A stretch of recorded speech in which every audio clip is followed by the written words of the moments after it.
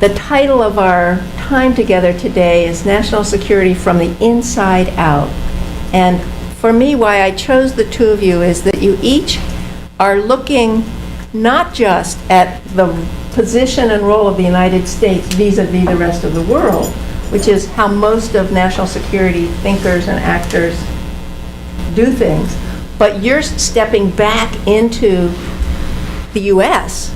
and into the citizenry and into the economy and into the whole infrastructure of who we are in this country and bringing that forward into the conversation about national security. This is relatively new. So let's hear a little about that. Talk a little about what does from the inside out mean to you? Thanks. I think that our challenge is very similar as a country, and given the governing institutions we have, is very similar to what's going on in the rest of the world, where citizen expectations have far outpaced institutions and governments' ability to provide for meaningful opportunities to participate in building a common future. Let me just define grand strategy for people who aren't national security geeks. I like to say it's the happy ending in a movie, or it's the theme of the plot that gives meaning. It's the difference between a set of short stories and a novel, in other words. And a lot of people, and certainly we've worked with military for many years, and the biggest lament for years is that the United States has been operating without a big picture, eyes on the prize direction. So we always talk about what we're doing instead of where we're going. And what we've been involved in, and certainly the systems thinking, is how do you attach a big picture view to that so that things like the quadrennial diplomacy and development review have meaning inside a bigger picture. My specialty is the U.S. Congress. The United States Congress has a lot of problems that are political. I mean, we held the world's economy hostage 3 months ago. That was a lot of politics, but I think the most important thing for us to realize is that it's not a modern system. Its eyes and ears on the world are antique. It still sees security like it's 1947, the end of World War II. And that's been made terribly worse by the Supreme Court decision last year, which has released unlimited and anonymous corporate cash into the campaign cycle. I would argue that Congress, and people get mad at me for this, but I think it's become very cartel-like. It's an information cartel. It's maybe not Venezuela in 1975, but it's an information cartel where knowledge has ceased being an obligation and is now much more of a weapon or a commodity. The weaponized knowledge is all the talking points, and the commodified knowledge is that stuff you get from lobbyists that's very useful, but it doesn't give global perspective, certainly, and it's not strategic information in the sense that how are we all moving forward together as a common good. I just finished a project interviewing dozens of Hill staff on how they're filtering information about global change, essentially global security, whatever you want to call it. And I think the most interesting thing somebody said to me is, stop trying to give me information. What we don't have here is context and judgment. They have lots of information. You'll be amazed at how many staff are using Wikipedia and Google. That's not a bad thing. But the problem is decisions that are strategic require some information about what happened before and forecasting what might happen as an implication of this decision. They lack that. And the people with the footnotes always have terrible timing. Anybody who's worked on the Hill can tell you this, is that if Congress is about three things, it's relationships, useful expertise, and good timing. My world, including the Stimson Center, who I love, has great relationships and great expertise and terrible timing.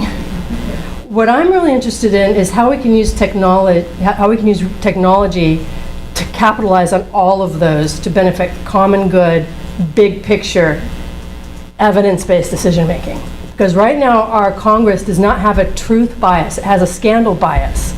It can't handle the kind of information we're feeding it. So what I like to say is the politics are a problem, but I think the problem we can really take on and improve and right now is the institutional obsolescence problem. And that you can do with technology in ways that I think were unimaginable 10 years ago, what I like to say, I'd like to crowdsource Congress. And I think there are lots of ways we can do that. We've hardly begun to explore it. That's what I'm working on right now. How many people know what crowdsourcing means? Very good. Well, we'll hear more about that. I'm going to follow up with that. So from the inside out, so I'd actually argue just a little bit different point than what Louise made, in that this isn't all that new. The idea that America's tradition of grand strategy is actually rooted firmly in what we do inside the country, and rooted in logic that is derived from our kind of founding constitutional structure. And it's essentially the tradition of grand strategy has been one in which we try to create the optimal global conditions for America to be able to live out the founding values encapsulated in the preamble to the Constitution, and to do so at the lowest cost to the nation. Up until kind of the 20th century, we did that mostly with just the tools of power overseas. We did a lot of it by just ignoring what the wars that Europe was going on to the extent we could, and trying to just keep European colonial powers outside of our sphere of influence. The 20th century came around, and we were forced to jump in a different way. And the two great case studies are World War II and the Cold War. And what I'd argue is that both of those grand strategies were rooted in a similar model. And it was where we had our economy doing the strategic heavy lifting. And so in World War II, you saw, on the eve of war, the United States had an army, a military force of 450,000 men, but a massive industrial base. We were the sleeping giant, right? And we're going up against two continental scale armies with tens of millions of soldiers. We needed to upgrade, and we did. First, we armed and equipped our allies, and then we built a 16 million man military. That was only possible because we enlisted the industrial base of the United States to do the heavy lifting. In the Cold War, we did the same thing, but we realized that we weren't going to be able to defeat the Soviet Union in a contest of militaries, whether conventional or nuclear. And so what we did was we said, we're going to contain the Soviets, right? And we're going to defeat them in the long term in a contest of economic and political systems. And we did that in a very specific way. We placed our bets, we demobilized that wartime economy in a specific direction, taking advantage of a specific but massive pool of pent-up demand for housing in the United States. And so we had this really intimate relationship of the suburban economic engine and the Cold War grand strategy of containment. And what we needed was that economic engine to outperform and outlast the Soviets. We needed to make sure that the Soviets, we didn't get into a hot conflict with them, but what we needed to do was outlast them. And so I think it's actually getting back to that core idea is kind of the essential piece of my work, but updating it for the situation we find ourselves in the 21st century. So I would say that's kind of, it's not so much of a new idea, but really getting back into that core, some of those core simple rules that are derived from the fact that we are the nation that we are, a nation of laws, governed by the Constitution, and our purpose is to create the most conducive environment to living out that preamble to the Constitution. And that's something that I think we can all generally agree on. And especially rolling in that last part of the preamble, the part that says